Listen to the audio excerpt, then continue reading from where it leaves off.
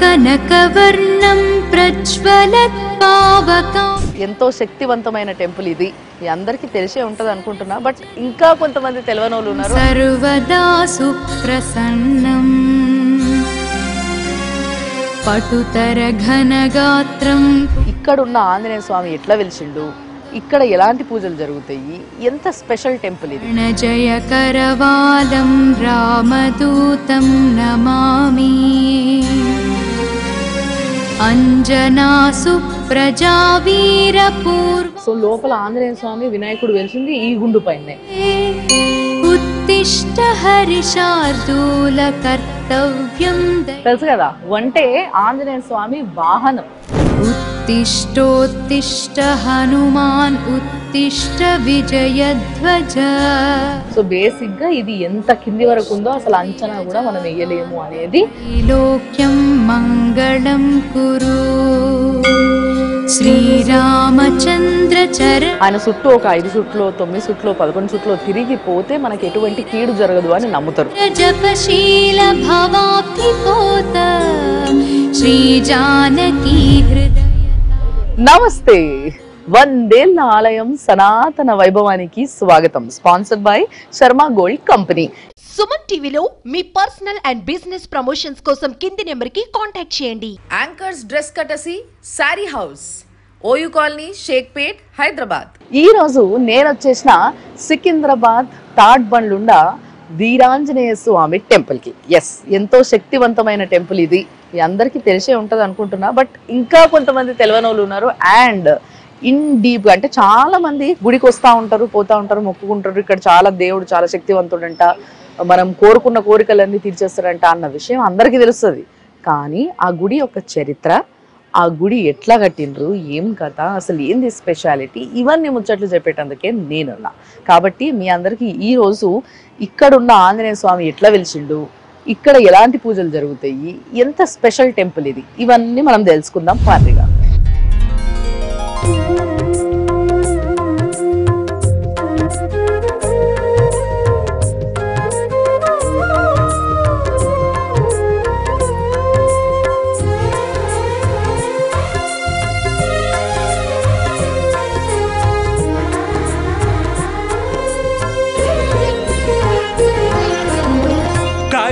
కలియుగమెటులైనా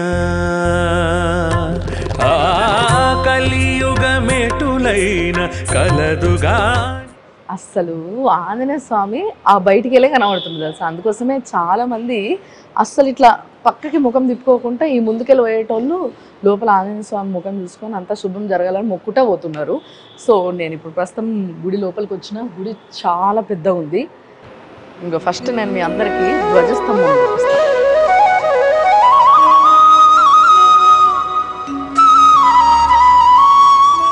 బేసిక్గా మనము ధ్వజస్తంభం అన్ని గుళ్ళల్లో ఇట్లా పంచలోహాలు ఉన్నవి అట్లా చూస్తూ ఉంటాం కదా, కానీ ఇక్కడ మాత్రం వెండిది అన్నట్టు. ఇదంతా వెండి ధ్వజస్తంభం.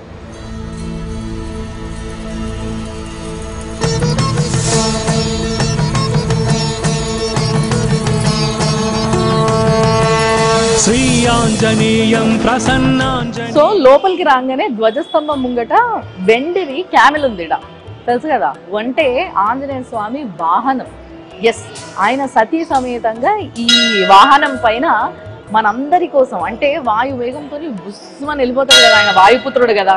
సో అంత ఫాస్ట్గా పోయినప్పుడు మనం చూడడం కష్టం మన మామూలు కళ్ళకి. కాబట్టి మెల్లగా ఆయన పోతుంటే ఈ వాహనం పైన భక్తులందరూ నిమ్మలంగా చూసి మొక్కోవచ్చు, సంతోషపడవచ్చు అని చెప్పి భక్తులకు ఇచ్చిన అదృష్టమే ఇది అన్నట్టు. సో ఆ వాహనం ఇది వెండితో తయారు చేసింది.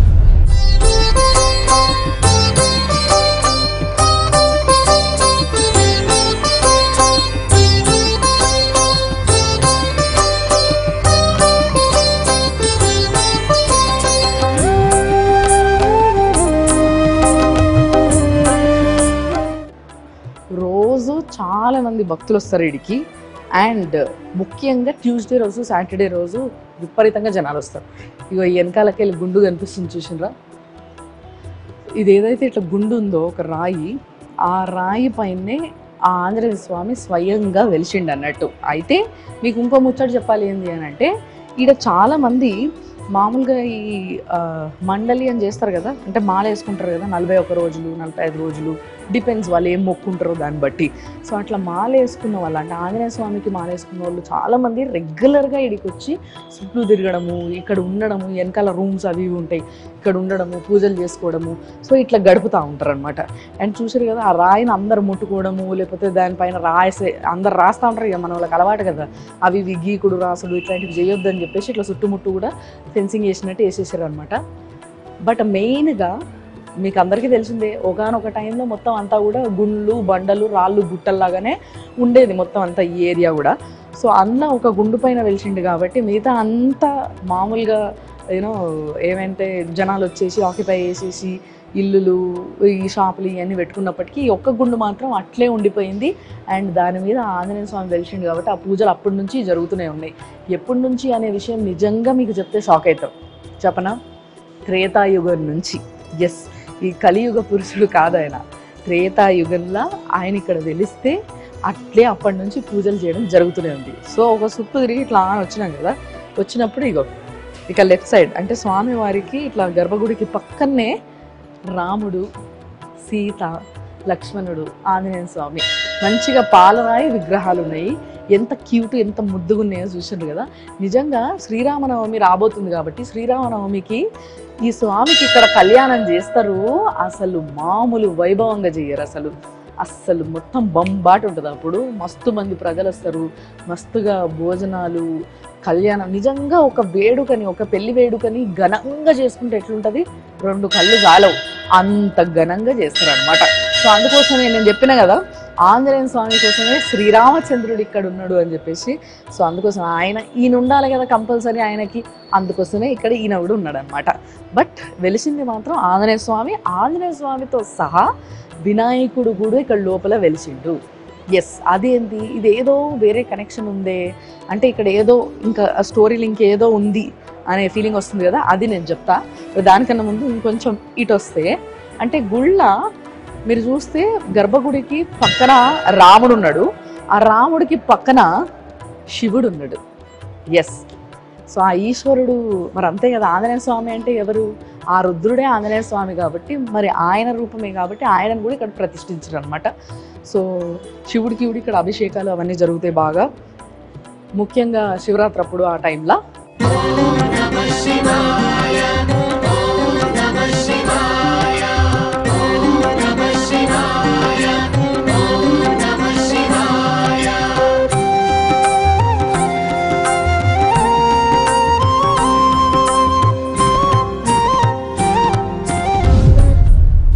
సో ఈ గుడిలో ఇంకో కార్నర్లో నవగ్రహాలు కూడా ఉన్నాయి. సో బేసిక్గా నవగ్రహాలు మీకు తెలుసుంటే గుడి బయట పెడుతుంటారు.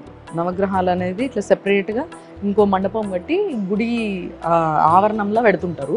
బట్ ఇక్కడ మాత్రం లోపలనే ఉన్నాయి. అండ్ మీకు ఇంకో విషయం తెలిసే ఉండాలి, ఆంజనేయ స్వామి పాదాల దగ్గర శనీశ్వరుడు ఉంటాడని. అందుకోసం ఎప్పుడైతే ఏళ్ళనాటి శనులు లేకపోతే అర్ధాష్టమ శనులు ఇలాంటి టైం నడుస్తున్నప్పుడు ఆంజనేయ స్వామికి ప్రతిరోజు వచ్చి ఆయనకి జస్ట్ ముఖం చూపించి ఆయన ముఖం మనం చూసి ఆయన చుట్టూ ఒక 5 చుట్లు 9 చుట్లు 11 చుట్లు తిరిగిపోతే మనకి ఎటువంటి కీడు జరగదు అని నమ్ముతారు. ఎస్, ఎందుకంటే మీకు తెలుసు కదా, ఈ ఏళ్ళనాటి శనప్పుడు అర్ధాష్టమ శనప్పుడు యాక్సిడెంట్లు అయితాయని, దెబ్బలు తగులుతాయని, అంటే ఏదో ఒక విధంగా ఫిజికల్లీ వాళ్ళు ఎఫెక్ట్ అవుతారు అని చెప్పేసి అంటూ ఉంటారు. సో అవన్నీ జరగకుండా ఉండడానికి ఆ వీరాంజనేయ స్వామి అడ్డం పడతాడు అనమాట. అందుకోసమే ఆయనని ఆ టైంలో ప్రతిరోజు వచ్చి చూసుకొని పోతే చాలా మంచిది అని నమ్ముతారు. మరి ఇప్పుడు ఆంజనేయ స్వామి ఇక్కడ ఎట్లా వెలిసిండు, ఈ కథ మొత్తం నేను ఒక్కసారి పంతులు గారితో మాట్లాడి ఆయనతోనే చెప్పింది తప్పని.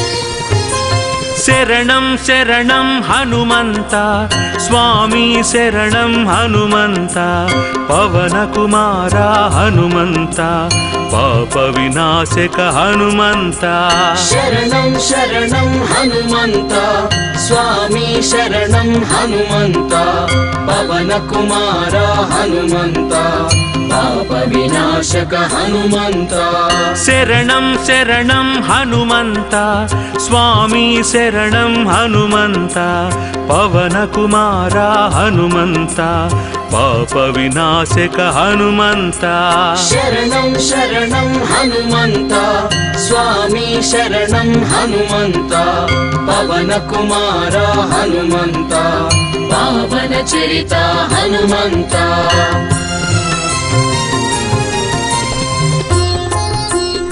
తాడ్బండ్ ఆంజనేయ స్వామి గుడికి ప్రధాన అర్చకులు శంకర్రావు గారు ఆయన ఉన్నారు కాబట్టి ఆయన్నే అడిగి తెలుసుకుందాము.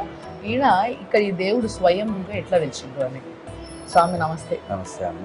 సో బాగున్నారా? బాగున్నానమ్మా. మరి ఆంజనేయ స్వామి ఇంకా మళ్ళా అదే ఆంజనేయ స్వామి ఏదైతే గుళ్ళు ఉందో అక్కడనే వినాయకుడు కూడా కనబడుతున్నాడు. అంటే బేసిక్గా ఇట్లా ఎక్కడ మనం చూడము. అసలు ఇక్కడ స్టోరీ ఏంది, ఈ ఆంజనేయ స్వామి ఇక్కడ ఎట్లా వెలిచిండ్రు? అది 1928వ సంవత్సరంలో ఇక్కడ జనాలు తిరుగుతూ ఉన్న సమయంలో ఇక్కడ స్వామివారి కల్లో కనబడి నేను ఇక్కడ స్వయంభూగా వెలుస్తున్నాను, నాకేంది అని అంటే ఇక్కడ మీరు ఉపచారాలు చెయ్యండి గుడి కట్టి అని చెప్పి స్వామివారి కల్లో కనబడి చెప్పారు. అయితే ఇక్కడ స్వామివారితో పాటుగా వినాయకుడు వెలిశాడు అంటే దానికి ఒక విశిష్టత ఉంది. మనం ఏ పని చేసినా సరే ఫస్ట్ మనం వినాయకుడికి ప్రథమ పూజ చేసిన తర్వాతనే దాన్ని బేస్ చేసుకొని మన స్వామివారు మరి ముందరగానే ఆలోచించారో ఏమో మనకి విషయం తెలియదు, కానీ ఆ గణపతిని వెంట పెట్టుకొని స్వామివారు వచ్చినట్టుగా వచ్చారనమాట.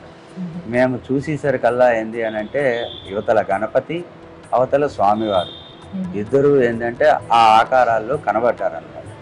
ఆ చూసిన పూర్వీకులందరూ ఏంటంటే ఇట్లా స్వామివారు వెలిశారు అంటే ఈ స్థలం అంతా ఒక అడవిమయంగా ఉండేది. ఈ అడవిమయంలోనున్న స్థలాన్ని ఏంటంటే చుట్టుపక్కల స్థలదాతలు ఏంది అని అంటే దేవుడు అన్నారు కాబట్టి మేము ఈ దేవతార్చనలో అన్నీ చేయలేం కాబట్టి ఈ స్థలాన్ని మొత్తం స్వామివారి పేరుకు రాసేస్తున్నాము అంటే ఇక్కడ వయస్సులందరూ కలిసి తలకింత వేసుకొని ఒక చిన్న షెడ్ వేసి ఈ అడవిని బాగు చేసి అట్లా అట్లా దాన్ని అంచెలంచెలుగా చేసుకొని ఈ స్థితికి తీసుకొచ్చారు. తాడుబంధు అని ఎందుకు వచ్చిందంటే ఇక్కడ ఈ చుట్టుపక్కలంతా తాటి చెట్ల మయమై ఉండేది అందుకు ఆ తాడుబంధు భవపాస హరిపురము అన్నది ఒకప్పుడు దీని నానుడి. దాన్ని అట్లా తయారు చేసుకొని చేసుకొని చేసుకొని రాను రాను క్రమేణా ఈ రోజుకి అది తాడుబంధు అయిపోయి ఉన్నదన్నమాట. తాడుబంధు వీరాంజనేయుడు, మన స్వామివారు వీరాంజనేయుడు. అంటే ఇంకొకటి ఏంటంటే స్వామి ఎక్కడ ఏ ఆంజనేయ స్వామి గుళ్ళో కూడా మనము చూడని ఒక దృశ్యం ఇక్కడ ఉంటది. ఏంటి అని అంటే ఆయన సతీ సమేతంగా విగ్రహాలు ఉంటాయి. అక్కడికి వస్తుంది వీరాంజనేయ స్వామి, దాసాంజనేయ స్వామి, అభయాంజనేయ స్వామి, పంచముఖ ఆంజనేయ స్వామి, ఇట్లా మనం ఏ స్వామిని తీసుకున్న ఆంజనేయ స్వామిని ఆంజనేయ స్వామి ఒక్కడనే చెప్తారు. కానీ ఆయనకి భార్య ఉన్నది, పెళ్ళయింది. ఆయన భార్య పేరు సువర్చలాదేవి. అది ఏంది ఆ వృత్తాంతము అని అంటే సూర్యుడి దగ్గరికి చదువు గురించి అనేసి స్వామివారు వెళ్తారు. వెళితే నవ వ్యాకరణ పండితుడై ఉండాలి అని అంటే పెళ్లి చేసుకొని ఉండాలి అన్నది ఒక నియమం, శాస్త్ర నియమం. అయితే సూర్యుడు ఏంది అని అంటే 4 వ్యాకరణాలు నేర్పి ఆపేస్తాడు. అట్లా కాదు, నవ వ్యాకరణాలు నేర్చుకోవాలి, నేను అప్పుడే కదా మహాపండితుడిని అవుతాను అంటే నువ్వు వివాహం చేసుకుంటే నీకు నవ వ్యాకరణాలు నేర్పుతాను అంటారు. వివాహం చేసుకుంటే నేను బ్రహ్మచారిని ఎట్లాగవుతాను అంటారు. మానవుడు మనిషికి మగవాడికి 3 దశలు ఉంటాయి. ఒకటి బ్రహ్మచారి, రెండవది గృహస్థ బ్రహ్మచారి, మూడవది వివాహిత సంసారి. అయితే నువ్వు బ్రహ్మచారి, గృహస్థ బ్రహ్మచారి అవు అంటే పెళ్లి చేసుకుంటే నువ్వు గృహస్థుడు అవుతావు. గృహస్థుడైన వాడికి నవవ్యాకరణాలు నేర్పడానికి అర్హత ఉంటుంది. కాబట్టి ఈ లెక్క ప్రకారంగా నువ్వు పెళ్లి చేసుకో అనంటే అప్పుడు సువర్చలాదేవిని పెళ్లి చేసుకుంటే సువర్చల సహిత వీరాంజనేయ స్వామి. అయితే పెళ్లి చేసుకుంటే ఎవరైనా పెళ్ళాం ఊరుకుంటుందా? ఊరుకోదు కదా.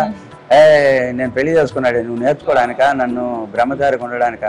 కాదు, ఈ కల్పంలో పెళ్లి చేసుకుంటే వచ్చే కల్పంలో మీ ఇద్దరికి లోక కళ్యాణార్థం వివాహం జరుపుతారు అంటారు.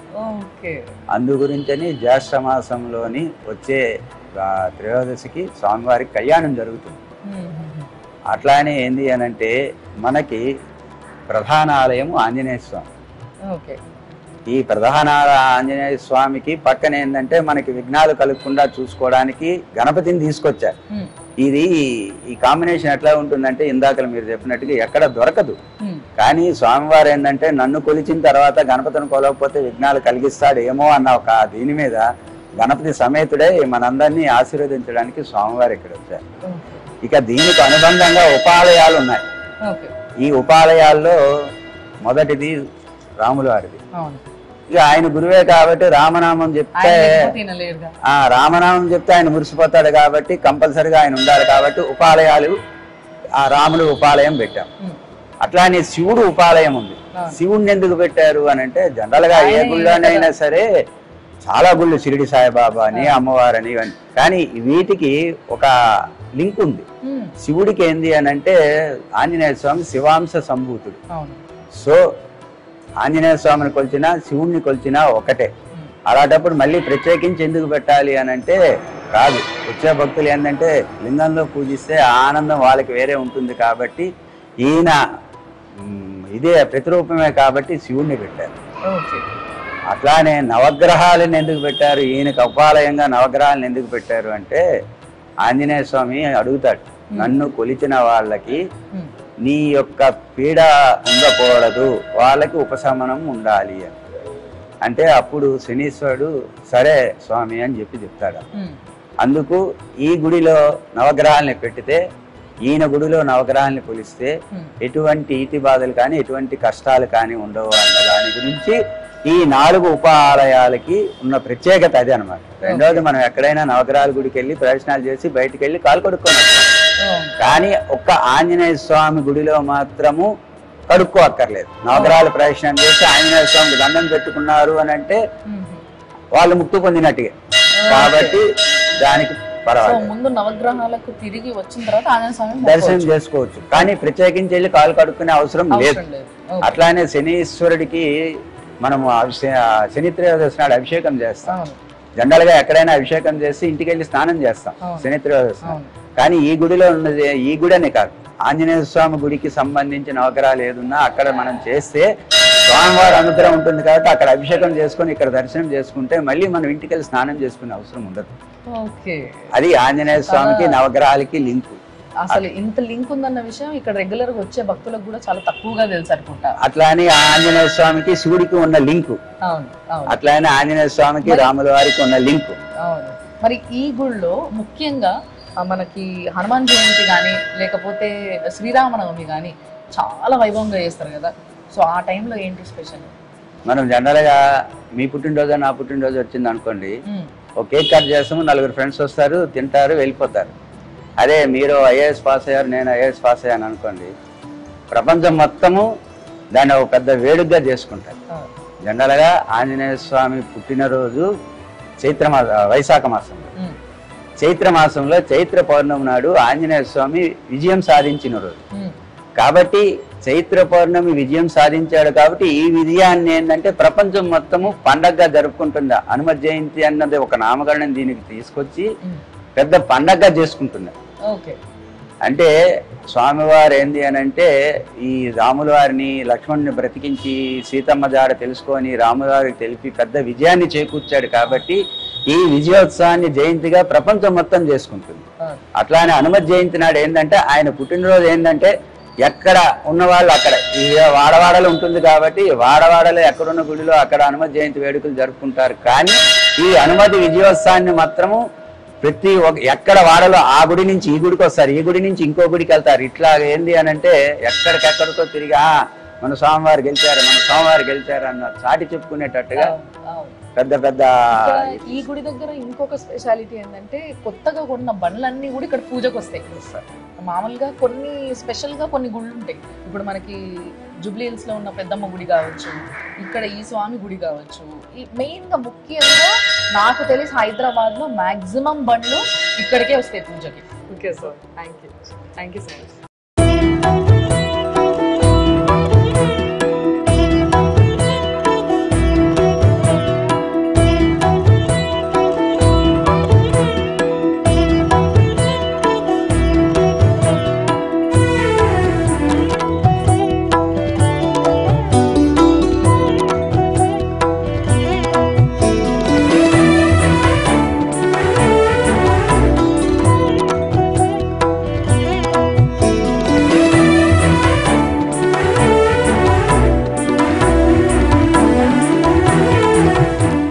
ఇప్పుడు ఇక్కడ ఈ గుండు కనబడుతుంది కదా, అంటే ఇదే యాక్చువల్గా గర్భగుడి లోపలికి ఉన్న గుండు కూడా ఇదే, అంటే కంటిన్యూయేషన్ దాన్ని. సో లోపల ఆంజనేయ స్వామి వినాయకుడు వెలిసింది ఈ గుండు పైనే. అయితే వీళ్ళు ఈ గుడి కట్టేటప్పుడు దీనికి కింద ఫౌండేషన్ కోసం అని తవ్వుతారు కదా, సో అట్లా తవ్వినప్పుడు ఈ గుండె ఎంత పెద్ద ఉందో దానికి 3 రెట్లు లోతుకి తవ్వినా కూడా ఆ గుండె ఇంకా అయిపోతలేదంట. అంటే దాని అంత ఎక్కడుందో అసలు తేల్చుకోలేని పరిస్థితుల్లో వాళ్ళు సరేలే ఇంకా వదిలేయండి, ఏదో అదొక స్వామి లీల కాబట్టి దాన్ని మనం ఏం డిస్టర్బ్ చేయకుండా అది వదిలేయాలని చెప్పేసి ఇంకా వాళ్ళకి ఎంత అవసరం అంత తవ్వుకొని అక్కడ నుంచి గుడి కట్టడం మళ్ళీ ప్రారంభించారు అనమాట. సో బేసిక్గా ఇది ఎంత కింది వరకు ఉందో అసలు అంచనా కూడా మనం వేయలేము అనేది చాలా మంది పెద్దలు చెప్తున్న మాట.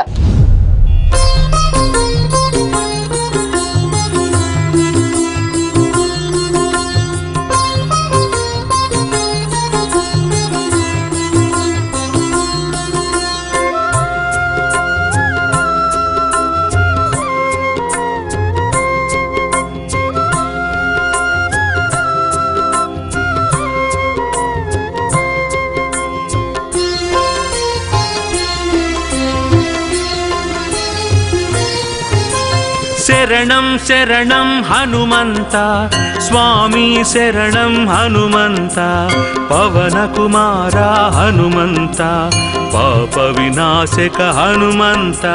శరణం శరణం హనుమంత స్వామి శరణం హనుమంత పవన కుమార హనుమంత పాప వినాశక హనుమంత.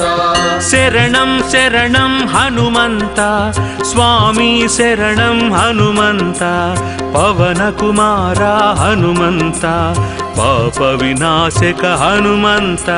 శరణం శరణం హనుమంత స్వామి శరణం హనుమంత పవన కుమార హనుమంత పావన చరిత హనుమంత.